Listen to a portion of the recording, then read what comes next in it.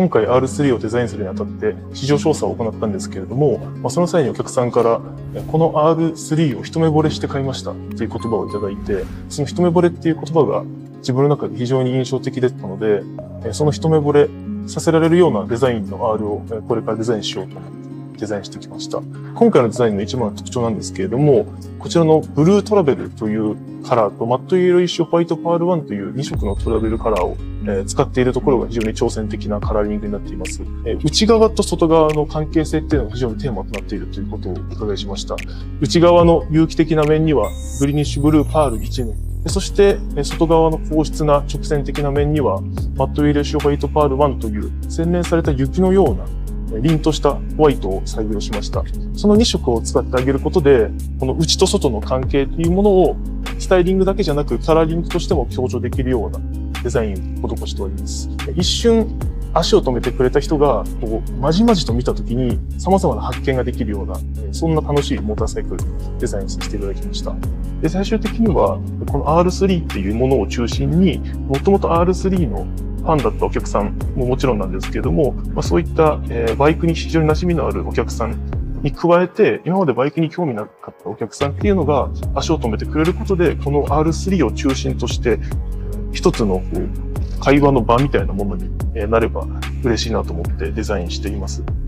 このモデルのスタイリングデザインをするときに、いわゆるそのバイク好きのお客様以外のいろんな幅広いお客様に好きになっていただくために、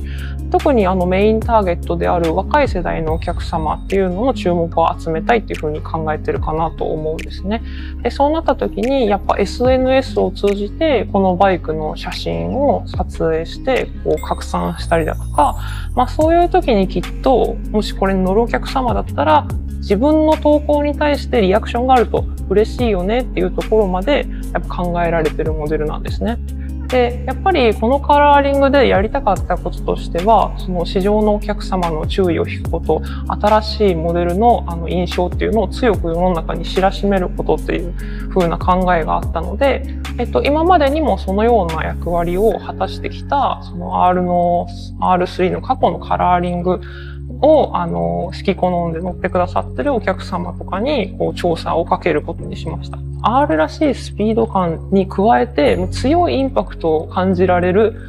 今までに感じたことない面白いものだってもう注目せざるを得ないぐらいの強い印象を与えるっていうのが期待されてることなんだなっていうふうに思いました。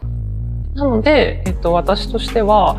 そういった方のことを、ネオスピードスターって勝手に名付けたんですけど、その行動をきらめくように駆け抜ける、